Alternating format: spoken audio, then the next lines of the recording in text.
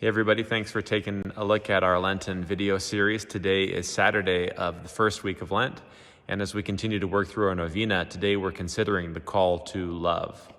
And that's very appropriate given today's gospel in which Jesus calls on us to love our neighbors, to love our enemies, those who don't love us back, and to be perfect as our Father is perfect. It's a tall order. You know, when you and I hear the word perfection, we think of it like Greeks. We think of that which is perfect is that which is without error, with no flaws. But to the Hebrew mind, perfection is something more like compassion, not flawlessness. And so in Luke's gospel, when he translates this saying of Jesus, he doesn't translate it as be perfect as your Father is perfect, but rather be compassionate as your Father is compassionate. And he tells us what that means in the preceding verse. He says that God causes his sun to shine on the good and the bad alike, that God loves because that's who he is, not because the recipient of that love has earned it or has failed to earn it.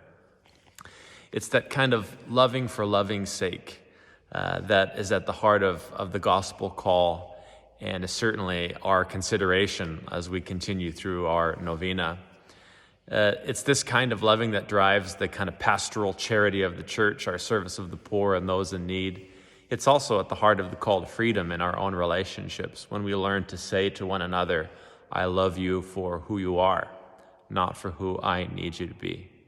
I think that's the only disposition that can bring freedom and allow us to work out lovingly the various challenges and dynamics in our lives, in our relationships. So there's a lot worth praying with and pondering as we consider today's gospel challenge and the call to root our lives in that kind of self-giving love that we see in Jesus on the cross.